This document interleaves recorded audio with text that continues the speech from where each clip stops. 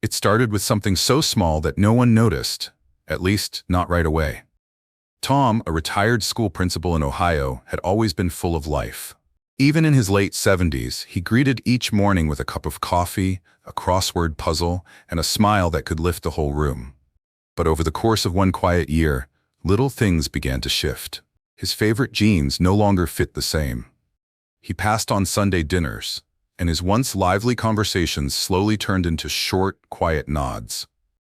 His daughter, Laura, thought maybe he was just slowing down. After all, isn't that what aging is?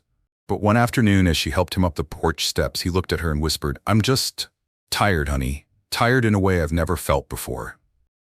That's when she knew something deeper was happening. The truth is, death in old age rarely arrives without warning. The body often begins to whisper long before it ever shouts, and if we're not paying close attention, we might miss the signs that someone we love is entering the final chapter of their journey. This video isn't about fear. It's about awareness, about love, about honoring the people who raised us, supported us, and stood by us through life's hardest days. In the next 30 minutes, I want to share with you 10 deeply important signs that may appear in the final year of a loved one's life. Some you might expect, others you've likely never heard of. And within each one, we'll explore not just the medical side, but the emotional meaning behind it, so you can prepare, support, and most of all, make every remaining moment count. So find a quiet space, take a deep breath, and stay with me. Because what you learn today might help you give someone you love the greatest gift of all: peace, dignity, and presence when it matters most. Number 1. Unintentional weight loss, the first quiet alarm. It usually starts with something subtle. A shirt that fits a little looser. A favorite belt that suddenly needs a new hole. Maybe mom just smiles and says, "I must be shrinking," and we all laugh, thinking it's nothing serious. But for many families, that moment, so easily brushed aside, is the first quiet alarm that the body is beginning to change in a deeper way. When someone in their 70s or 80s starts losing weight without trying, it's rarely just getting older. Our bodies don't just let go of pounds for no reason. Behind that fading frame, something more important is happening. The body might be struggling to absorb nutrients, muscles may be wasting away, or the appetite begins to vanish, not because of picky eating, but because the brain no longer sends the same hunger signals it once did. I still remember Uncle Ray, strong, proud, and always asking for seconds at Sunday lunch. But then, over a few months, his plate looked emptier and emptier. He said food just didn't taste the same. At first, we brought him all his favorites: chicken pot pie, peach cobbler, even his secret stash of chocolate bars. But nothing seemed to spark that old appetite. And no matter how much we encouraged him to eat, the pounds kept slipping away. That's when we learned this wasn't about food. It was about his body slowly preparing for a quieter season of life. The real lesson here: don't wait for dramatic signs. If your loved one is losing weight, eating less, or saying, "I'm just not hungry these days," it's time to look closer, not with fear, but with compassion. Ask the doctor, adjust meals to suit their comfort, and most importantly, be present. Sit with them, eat with them, laugh with them, because those shared moments often mean more than the calories on the plate. And while weight loss may be the first sign, it's rarely the only one. In fact, what often follows next is something even more telling, a kind of exhaustion that rest alone can't fix. Let's talk about that in the next part. Number 2. Persistent fatigue. When rest no longer works. There's tired, and then there's something deeper. The kind of exhaustion that sleep can't touch. I first noticed it with Grandma Helen. She used to love mornings, up by 6:30, humming gospel songs in the kitchen while the coffee brewed. But one spring, everything slowed. She started sleeping in. Making breakfast wore her out, and instead of her usual morning chat, she'd just sit in her chair, gaze out the window, and say softly, "Maybe later, dear." At first, we thought she was just having a rough week. But that week became a month. And the naps? They weren't just after lunch anymore. She was dozing off mid-conversation, even during her favorite shows. Persistent fatigue like that isn't just about being older. It's a quiet sign that the body is redirecting its energy, pulling back from everyday tasks to focus on the essentials. Organs begin to work more slowly. Muscles stop responding the way they used to. Even the heart may pump with less force. And the result? Moving, thinking, speaking, it all takes more effort than most of us can imagine. The hardest part wasn't watching her sleep more. It was seeing her spirit dim. Grandma was proud, independent, and when she couldn't wash her hair or reach for a book without feeling winded, she started pulling away. From us, from herself. She wasn't giving up. She was simply tired. The lesson I learned? Pushing someone to keep going isn't always helpful. Sometimes the most loving thing you can do is let them rest, without guilt, without pressure. Sit beside them in the quiet. Hold their hand. Let your presence be the comfort they don't have to earn. Because this kind of fatigue isn't laziness. It's the body's way of saying, I'm doing the best I can. And just like tired muscles need rest, so does the mind. In the next part, we'll look at how confusion, forgetfulness, and quiet emotional withdrawal can also be signs that something deeper is unfolding. Number 3. Loss of interest in food. The body's silent farewell. Food has always meant more than just nutrition in our family. It meant love, togetherness, Sunday dinners with laughter and seconds. That's why it caught us off guard when Dad, who used to pile his plate high with mashed potatoes and roast beef, suddenly began pushing food around instead of eating it. At first, we chalked it up to being picky or maybe an upset stomach. But over time, even his favorite meals didn't tempt him. I'm just not hungry, he'd say with a weak smile. You all go ahead. What we didn't know then is that this change wasn't about taste or choice. It was the body's quiet way of slowing down. You see, as the body begins to prepare for its final phase, its priorities shift. Digestion becomes more difficult. The sense of smell and taste fade. Hormonal signals that once told the brain it's time to eat grow faint or disappear entirely. Eating becomes a chore rather than a joy, and often no amount of coaxing or home-cooked casseroles can bring that desire back. I remember one afternoon I brought Dad a slice of warm apple pie, thinking the smell alone would do the trick. He took one bite, smiled at me gently, and said, "It's perfect, but I just don't feel like eating today." That moment stayed with me. Because it wasn't rejection, it was peace. His body was whispering goodbye in its own quiet language. Here's the lesson. When someone you love starts turning away from food, it's not always something to fix. It might be something to accept, with grace. Instead of insisting on full meals, offer small bites of what they enjoy.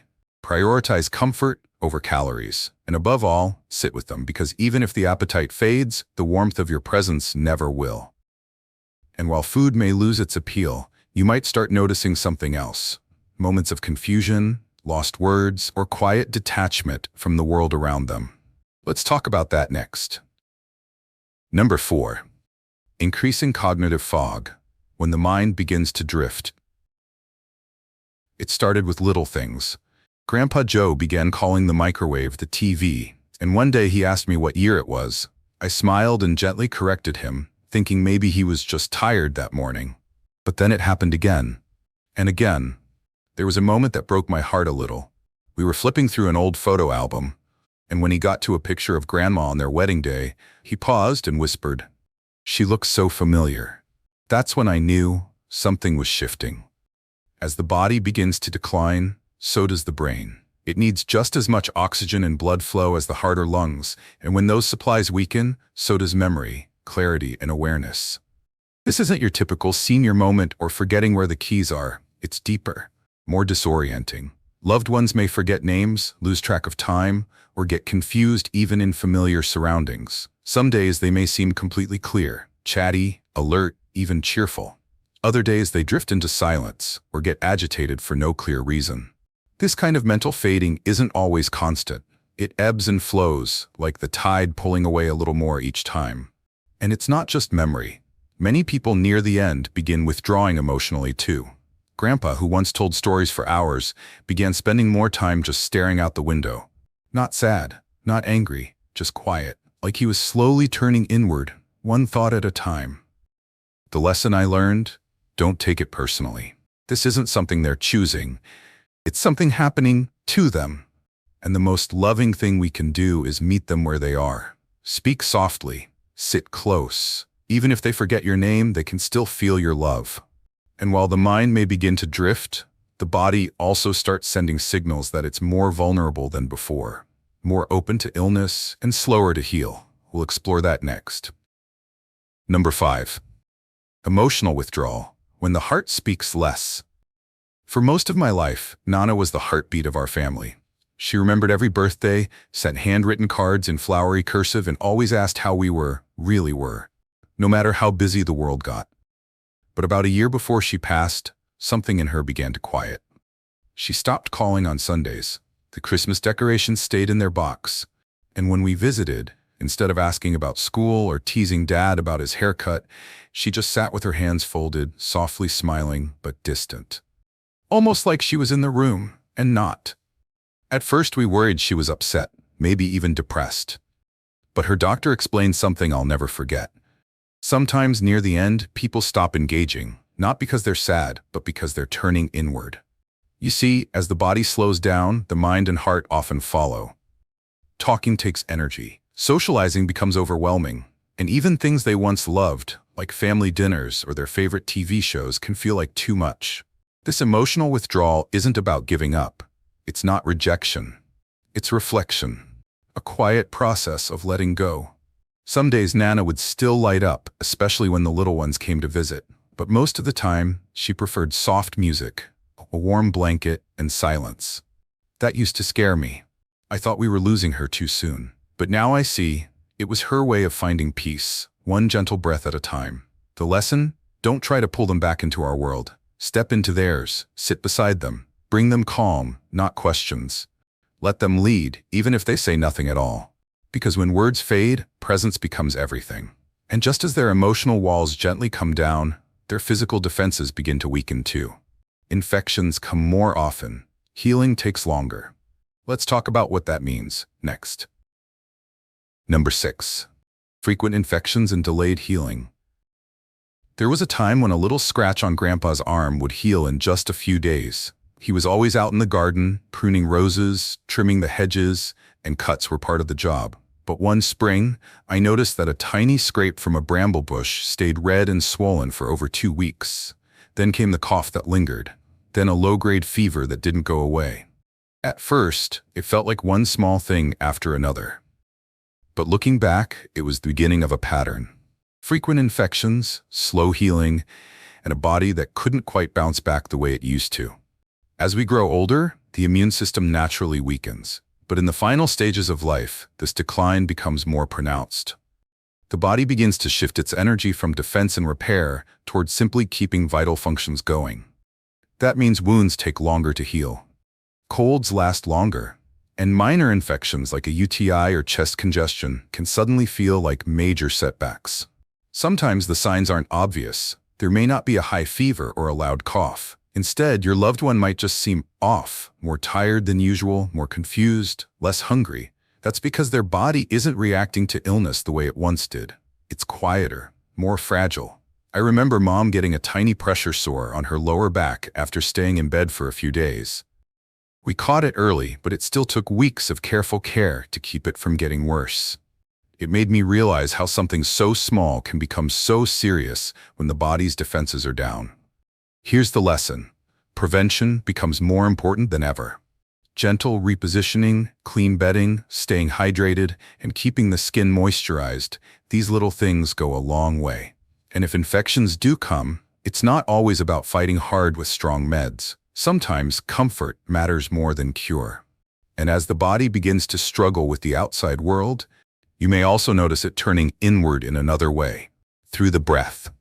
Let's talk about what happens when breathing patterns shift and what those changes quietly reveal. Number 7. Irregular breathing and cold extremities. The first time I noticed it, I thought it was just the room being chilly. Grandma's hands felt cold when I held them, colder than usual. Her fingertips had a faint bluish tint, and she was bundled up in 2 blankets, even though the heat was on. Then, later that night, I heard her breathing from the hallway, slow, then fast, then silent for a few seconds before starting again. It was like her breath had forgotten its rhythm. Changes in breathing are one of the clearest signs that the body is transitioning. As circulation weakens, the heart starts to conserve its efforts. sending less blood to the outer parts of the body and more to the vital organs. That's why hands, feet, ears, and nose often become cold to the touch. It's not just about temperature. It's a quiet shift in how the body is prioritizing life. Breathing can also become shallow, irregular, or strained. Some people begin to breathe in cycles, rapid breaths followed by long pauses, a pattern known as Cheyne-Stokes. Others may breathe through their mouth more often or feel winded after just sitting up or speaking a few words. It can be unsettling to witness, especially if you don't understand what's happening. But here's the truth. These changes are not signs of suffering. They're part of the body's natural winding down. The lungs, like every other system, begin to slow, and the breath becomes softer, quieter, and sometimes even rhythmic in its own gentle way. With Grandma, we found comfort in small things. A cool fan when the air felt heavy, propping her up with pillows so she could breathe easier, playing soft music she loved while we sat with her. The goal wasn't to fix anything. It was to make each breath more peaceful. And here's the lesson. Presence matters more than intervention. When breathing changes, so should we, shifting from fear to calm, from trying to control to simply being there. And sometimes, just when we think we've reached the end, something unexpected happens. A spark of clarity, a moment of energy, a final rally of the spirit. Let's explore what that means next. Number 8. The sudden rally, when hope appears before the end. I'll never forget the day before Uncle David passed. He had been mostly unresponsive for a week, barely eating, eyes closed more than open. We'd all started to prepare ourselves quietly, thinking we were near the end. But that morning, something changed. He opened his eyes, sat up, asked for toast and strawberry jam. Then he smiled, really smiled, and spent the afternoon talking to each of us like he hadn't in months. We laughed, we cried, we thought, maybe, just maybe, he was getting better. But the next morning, he was gone.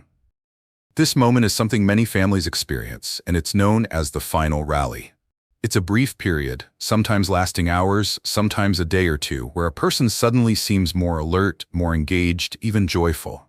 It can feel like a miracle, but in most cases, it's the body's last surge of energy before letting go. Medically, it's not fully understood. Some believe it's a result of internal chemical shifts.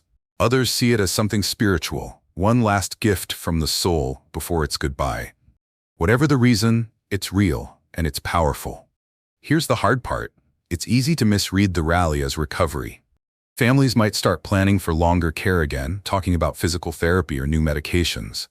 But the truth is, this moment isn't a new beginning. It's a gentle curtain call. And here's the lesson. Don't waste it with worry. If your loved one has a sudden burst of clarity, be present. Listen. Hold their hand. Say the things that have been in your heart. Let them feel your love without hesitation. Because sometimes the most meaningful conversations happen right before the silence. And as the end gently draws closer, many people begin to experience something just as profound. Not in the body or the breath, but in the soul. Let's talk next about the quiet spiritual signs that appear when a heart is getting ready to say goodbye. Number 9. Spiritual signs and reflections on life. A few nights before my Aunt Clara passed, she asked me if I had seen her mother standing by the window.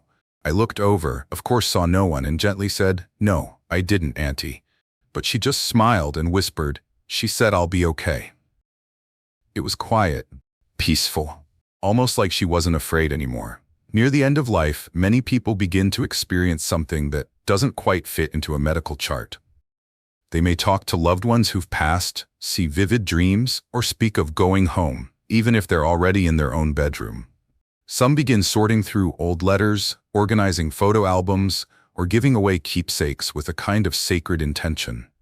It's as if they're closing chapters in a book only they can read. This isn't confusion, not always. Sometimes it's clarity on a deeper level, a spiritual readiness, an internal peace that rises when the body begins to let go. I remember Grandpa Bill quietly humming old hymns in his final days, even when he could barely speak. He didn't need answers. He just needed music, and silence, and family near. It was his way of preparing his spirit, not just his body. These moments are often deeply moving. They may come suddenly or gradually, but they are always meaningful if we're willing to slow down and notice them. And here's the lesson. When your loved one begins speaking in symbols, remembering long-lost voices, or asking questions that feel bigger than this world, just listen. You don't have to explain or correct. You only have to be there. Their heart is doing something sacred, reflecting, releasing, returning. And as this quiet preparation deepens, our role also begins to shift. Not from what can I do, but how can I simply be? In the final part, we'll talk about that shift, about what it truly means to support someone, not just physically, but fully in the last stretch of their journey. Let's go there together. Number 10. How to truly support a loved one in their final year. When my mom was in her final year, I spent so much time trying to fix things. I Googled supplements, I rearranged her meals, I made charts and color-coded her pill box like it was a school project. I wanted to do everything right. But one afternoon, as I tucked an extra blanket around her legs and asked for the third time if she wanted to eat something, she looked up at me and said gently, "Sweetheart, I don't need you to solve me. Just sit with me a while." That moment changed everything. Because the truth is, supporting someone in their final year isn't about finding the perfect treatment or keeping them busy. It's about presence, about choosing comfort over cure, connection over correction, and love over logistics. Yes, you still help with the practical things, medications, appointments, soft pillows, warm tea. But more than that, you offer something medicine never can. Your time, your calm voice, your willingness to just be there without needing anything in return. Support might look like holding their hand during a quiet moment, or listening without interrupting as they tell the same story twice. It might be making space for silence, or reading aloud even if they've fallen asleep. Sometimes it means letting go of what we think they need and trusting what they are asking for, even in the smallest ways. And here's the most important lesson I've learned. When the end feels near, what matters most isn't how much you can do, it's how deeply you can love. Because at the heart of it, they're not just looking for care. They're looking for peace, for dignity, for someone who sees them, not as fragile or fading, but as whole and cherished and still deeply present. So as we wrap up everything we've shared today, I hope you carry this truth with you. You don't need all the answers. You just need to show up with gentleness, patience, and a heart wide open. Now, before we close, let's take a moment to reflect together on the journey we've just walked through and what it means for those we love most. If you've stayed with me all the way to this point, thank you. Truly. Thank you for caring, for being the kind of person who wants to understand more so you can love better. Whether you're walking beside a parent, a partner, a neighbor, or simply preparing your own heart for the road ahead, your presence matters more than you know. What we've shared today isn't always easy to hear, but it comes from a place of compassion. Because at the end of the day, you don't need to be young again. You just need to be strong enough to live each day with meaning, with peace, and with love. If this video touched something in you, I invite you to leave a comment below with the number that resonated with you most, 1 through 10. Just that one number might help someone else feel seen too. And if you think someone you love could find comfort in this message, please share this video with them. Sometimes, the right words at the right time can make all the difference. Take good care of yourself, be gentle with your heart, and as always, thank you for being here. We'll see you again soon. With love.